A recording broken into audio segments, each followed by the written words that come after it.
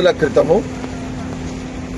సంగారెడ్డికి మన incharge minister Vivek గారు వచ్చిన సందర్భంలో మరి ఈఎస్ఐ హాస్పిటల్ డిస్పెన్సరీ హెడ్ క్వార్టర్లో ఒకటి ఉండాలి. సదాశివపేటలో ఉన్నది కానీ హెడ్ క్వార్టర్లో ఉండాలి. ఎందుకంటే సంగారెడ్డి హెడ్ క్వార్టర్లో ఈఎస్ఐ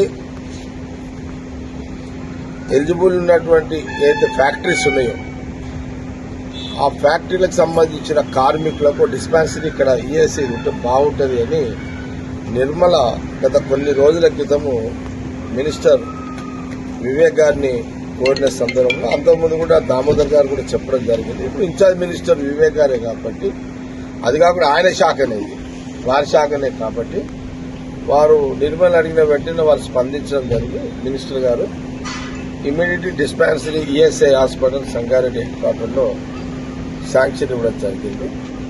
వారు గత వారం రోజుల క్రితం నిర్మలకు కానీ లేకపోతే అక్కడ కలెక్టర్ గారికి అధికారులకు కూడా వాళ్ళు చెప్పిన సందర్భంలో మరి ఇమీడియట్లీ శాంక్షన్ వచ్చింది. ఈఎస్ఐ డిస్పెన్సరీ సంబంధించిన ఇక్కడ గత కొన్ని రోజులు వీళ్ళకు అకామిడేషన్ దొరుకుతలేదంటే నేను ఆ మధ్యకాలంలో నేను నిర్మల కలెక్టర్ గారితో కూర్చొని అధికారులను కూర్చోబెట్టి ఆర్ఎండ్ అధికారులను పిలిచి కొంత డిఆర్ఓ పాండు ఉండే ఆయనతో అందరితో కూర్చొని కొంత చర్చ చేసి సమన్వయం చేసి ఈఎస్ఐకి సంబంధించిన వాళ్ళ సూపరింటెండెంట్ అధికారులు అందరూ వచ్చారు, డాక్టర్స్. కొంత ఒకరోజు టైం కేటాయించి చూసిన సందర్భంలో ఆర్ఎండ్బి ఈడిఈ వాళ్ళ బిల్డింగ్ ఇప్పుడు ఇదే బిల్డింగ్ తీసుకోవడం జరిగింది. రిపేర్స్ ఉన్నాయి.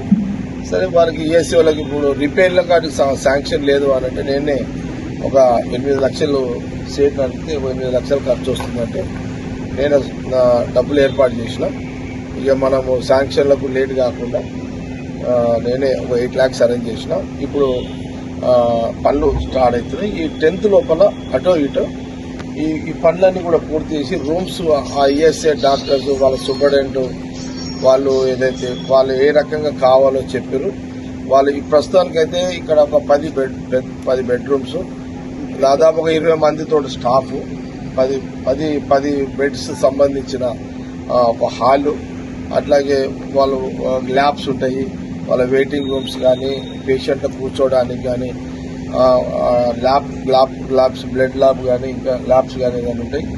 ఇవన్నిటికీ రూమ్స్ కావాలంటే ఇప్పుడున్న ఈ ఆర్ఎండ్బి బిల్డింగ్ సంబంధించిన దాంట్లో మరి ఏర్పాటు చేయడం జరుగుతున్నది.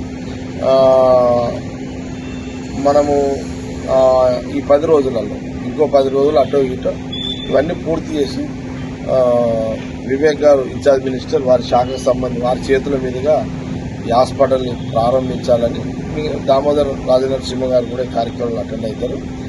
మొత్తం మీద ఏంటంటే హెడ్ క్వార్టర్లో ఇప్పుడు చాలా కంపెనీలు ఉన్నాయి. సపోజ్ ఈ హైదరాబాద్ సంగారెడ్డి చుట్టుపక్కల అరవిందో ఉంది, లేకపోతే మామూలు ఆటో డ్రైవర్స్ వస్తారు, ఇంకా చాలా మంది ఆర్టీసీ డ్రైవర్లు, పెప్సీ, ఇంకా కంపెనీస్ చాలా కంపెనీస్ ఉన్నాయి కదా ఇక్కడ అంతా. యూబీ కానీ లేకపోతే ఎంఎస్ఎన్, పెప్సీ కానీ లేదనుకుంటే ఎంఆర్ఎఫ్ వాళ్ళు ఇక్కడ కూడా ఉంటారు. అక్కడ సదాశివపేట కాకుండా ఎంఆర్ఎఫ్ వాళ్ళు ఇక్కడ కూడా ఉంటారు.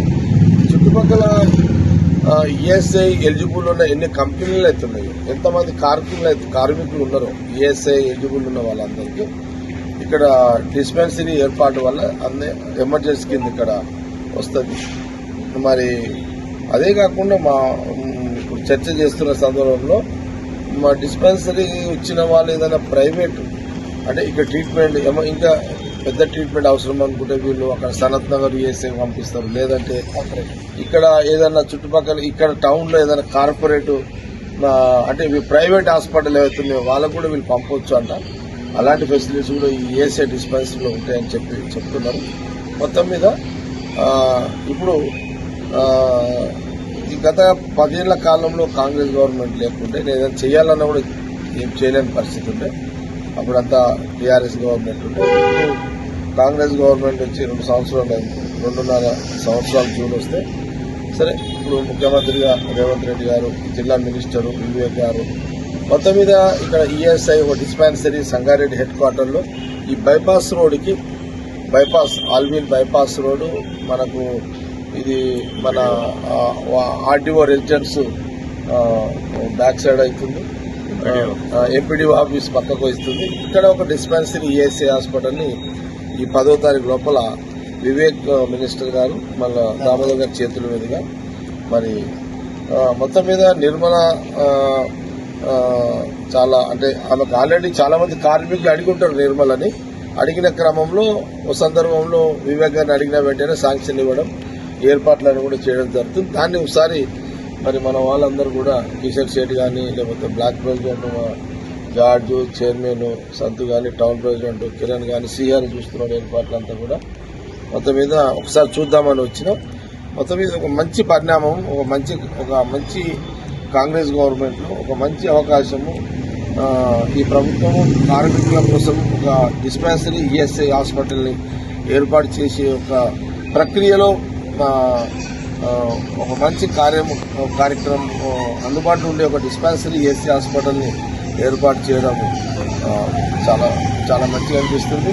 ఎనీ ఎమర్జెన్సీ ఏ కార్మికులైనా ఇక్కడ వచ్చి ట్రీట్మెంట్ చేసుకునే ఒక మంచి అంటే మనము ఈ టౌన్లో మనకు సెంటర్ అవుతుంది. ఇప్పుడు ఇది సెంటర్ అయిపోయింది ఏదంటే. కాబట్టి ఇది సంగారెడ్డి నియోజకవర్గంలో ఉన్న ప్రజలు అంటే ESI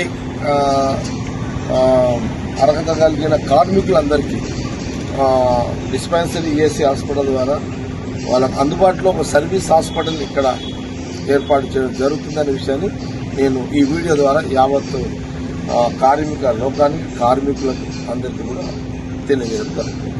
Hi everybody, this is Kiriti Damaraju. Like, share and subscribe to Saira TV. Oh, Saira!